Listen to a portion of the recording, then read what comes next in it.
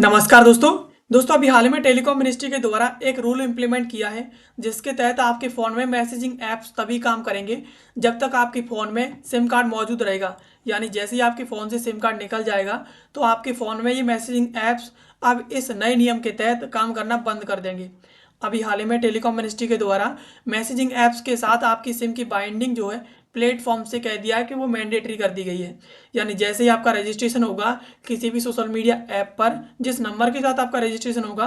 तो वो जो सोशल मीडिया ऐप है वो तभी काम करेगा जब तक वो उस नंबर वाली सिम आपके फ़ोन में मौजूद रहेगी। तो इस प्रकार से ये मैंडेटरी कर दिया है। चलिए इसके बारे में थोड़ा विस्तार से समझते हैं कि आखिरकार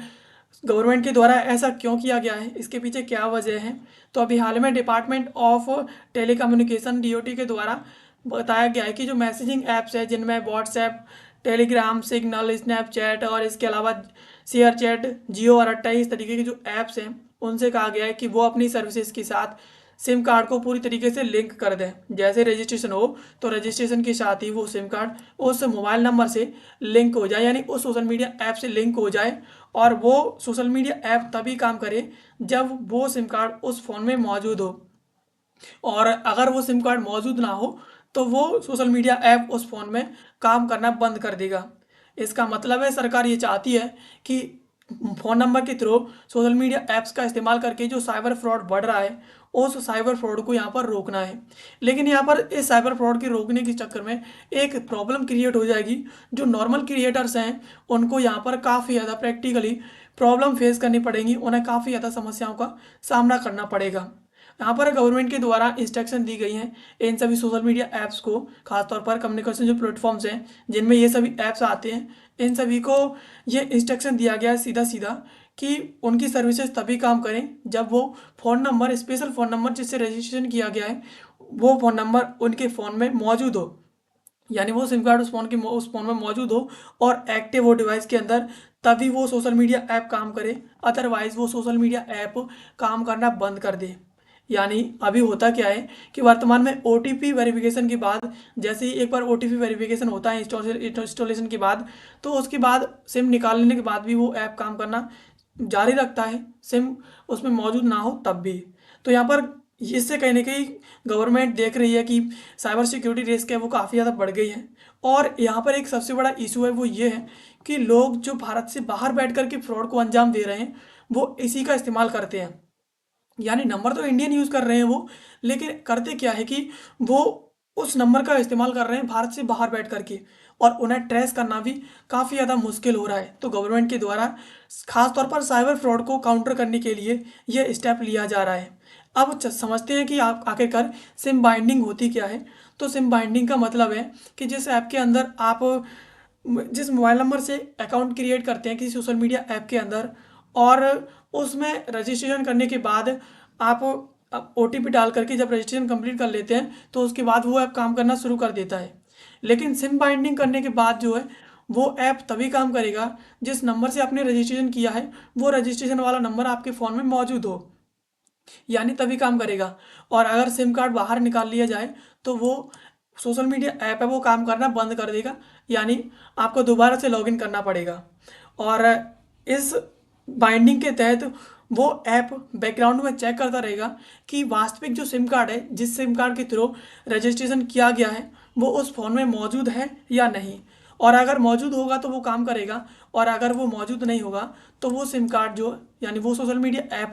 काम करना पूरी तरीके से बंद कर देगा, और यूज़र को वहाँ पर दोबारा से वेरीफाई करने की ज़रूरत पड़ेगी। अब यहाँ पर गवर्नमेंट के द्वारा एक नियम लाया गया है 90 डेज 4 मंथ एंड 6 आवर। चलिए इस नियम को समझ लेते हैं। तो प्लेटफॉर्म्स को ये मैंडेटरी कर दिया है कि इस सिस्टम को वे 90 दिनों के अंदर अपने अंदर पूरी तरीके से संभालें, यानी इसे जो है काम इसे फ्लो में लेकर आएँ, इस रूल को फॉलो करें, और वन टाइम रजिस्ट्रेशन के साथ ही वो उस सिम कार्ड को उसके साथ बाइंड कर दें। अगर सिम कार्ड मौजूद ना हो तो वो ऐप काम करना नहीं चाहिए उस डिवाइस के अंदर, ऐसा गवर्नमेंट के द्वारा कहा गया है। और इसमें जो एसोसिएटेड वेब ऐप्स हैं जैसे कि व्हाट्सएप वेब हैं, इस तरीके के ऐप्स हैं, यहाँ पर पीरियडिकली एक खासतौर पर टाइम पीरियड के अंदर, खासतौर पर 6 घंटे के अंदर वो ऐप जो है लॉग आउट हो जाएगा उस सिस्टम के अंदर से, और उसके बाद दोबारा से यूज़र को दोबारा से लॉगिन करने की ज़रूरत पड़ेगी। तो इस प्रकार से यहाँ पर 90 डेज के अंदर अंदर इन सभी सोशल मीडिया ऐप्स को ये रूल फॉलो करना पड़ेगा और गवर्नमेंट को बताना पड़ेगा कि हम जो है इस रूल को फॉलो कर रहे हैं और अब हमने जो है सिम के साथ बाइंडेशन सोशल मीडिया ऐप का चालू कर दिया है। एंड इसके अलावा 6 घंटे का रूल ये है कि जिस प्रकार से व्हाट्सएप वेब के अंदर आप लॉगिन करते हैं एक बार QR कोड स्कैन करने के बाद, तो वो अब 6 घंटे के बाद लॉग आउट हो जाया करेगा। तो इस प्रकार से एंड यहाँ पर 4 महीने का जो रूल है वो ये है कि 120 दिन के अंदर यानी 4 महीने के अंदर इन सभी सोशल मीडिया ऐप्स को ये कंफर्म करके बताना होगा कि हमारे द्वारा आपके द्वारा जो रूल्स एंड रेगुलेशन चालू की गई थी उन्हें फॉलो की जा रही हैं, हम उन्हें फॉलो करके आगे बढ़ रहे हैं, इसमें कोई और किसी प्रकार की लापरवाही हम नहीं बरत रहे हैं।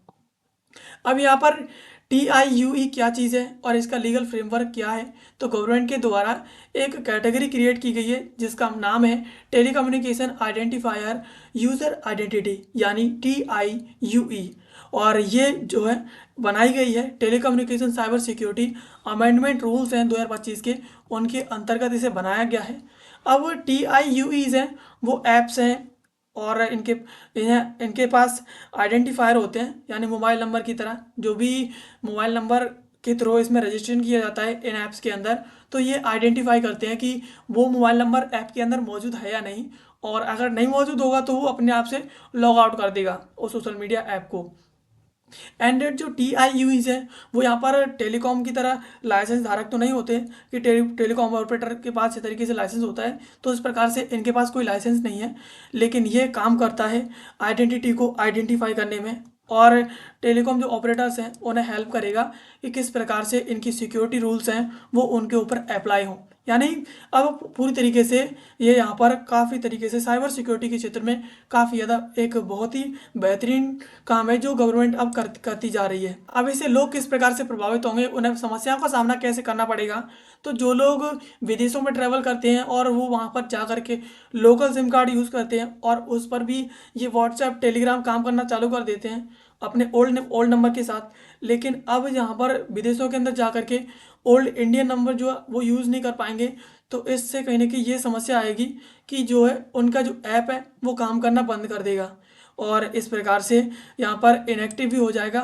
तो इस प्रकार जो सोशल मीडिया ऐप्स हैं उनके अंदर उन्हें ये समस्याएं जो है फेस करनी पड़ सकती हैं। एंड इसके अलावा मल्टी डिवाइस यूज़ करते हैं जिसमें सेम अकाउंट मल्टीपल डिवाइसेस के अंदर टैबलेट सिस्टम्स के अंदर लॉगिन कर लेते हैं जहाँ पर सिम कार्ड मौजूद नहीं होता है, तो वहाँ पर अब डिफ़िकल्टी फेस करनी पड़ेगी क्योंकि जहाँ पर सिम कार्ड रिक्वायर्ड है ऐसी कंडीशन में सिम कार्ड ना होने की वजह से वहाँ से आपके अकाउंट्स ऑटोमेटिकली लॉग आउट होंगे और लॉग आउट होने के बाद आपको जो है कंटिन्यूसली वहाँ पर बार बार लॉग इन करना पड़ेगा, तो इस प्रकार से आपको परेशानी का सामना करना पड़ सकता है। अब impact on WhatsApp web and professional जो वर्क फ्लो है जिसमें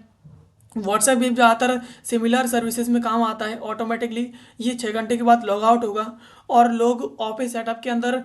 सिस्टम के अंदर व्हाट्सएप वेब को लंबे टाइम तक चालू रखते हैं, तो उन्हें अब रिपीटेडली यहाँ पर बार बार लॉगिन करना पड़ेगा और लॉगिन करके उन्हें जो है बार बार अपना काम करना पड़ेगा। तो इस प्रकार से ये उनके लिए काफ़ी ज़्यादा डिफ़िकल्ट होगा और ये कहीं ना कहीं उन्हें अपना वेस्ट ऑफ टाइम लगेगा कि इस प्रकार से गवर्नमेंट उनका टाइम वेस्ट कर रही है, उन्हें परेशान कर रही है, तो इस प्रकार से अब उन्हें महसूस होगा। अब यहाँ पर गवर्नमेंट एंड जो इंडस्ट्रीज़ हैं उनके आर्ग्यूमेंट की बात करें तो गवर्नमेंट एंड टेलीकॉम कंपनीज़ हैं जिसमें COAI है, इनके द्वारा आर्ग्यू किया गया है कि यहाँ पर जिस नंबर के साथ ऐप के अंदर लॉगिन किया जाता है और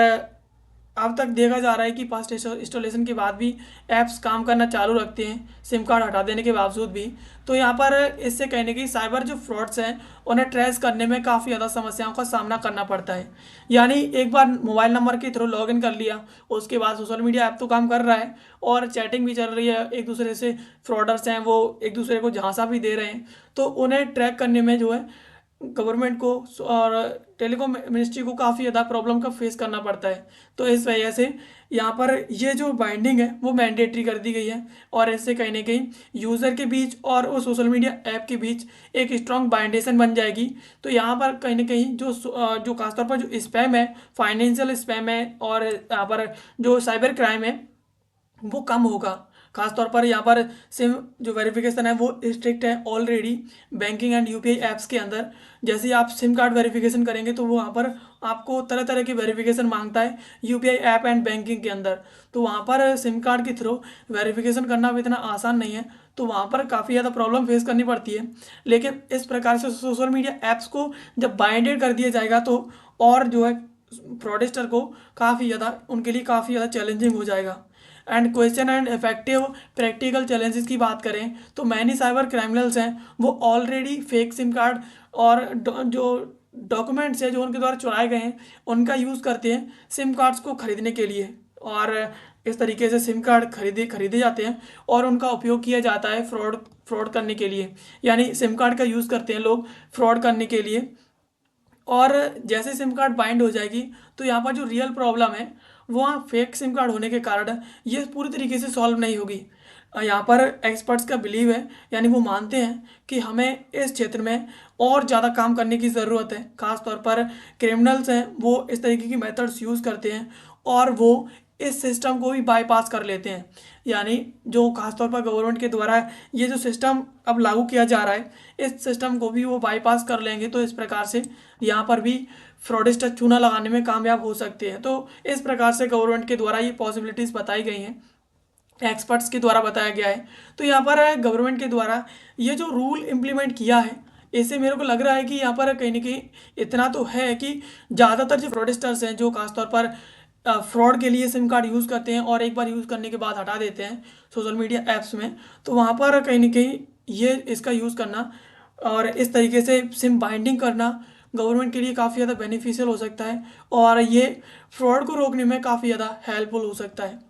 तो दोस्तों ये थी खबर जिसको आज की इस वीडियो में हमने समझा। एंड ऐसी वीडियोज़ के लिए आप हमें सब्सक्राइब कर लीजिए। मिलते हैं किसी अगले वीडियो में किसी नए और महत्वपूर्ण टॉपिक के साथ। तब तक के लिए आप सभी का बहुत बहुत धन्यवाद।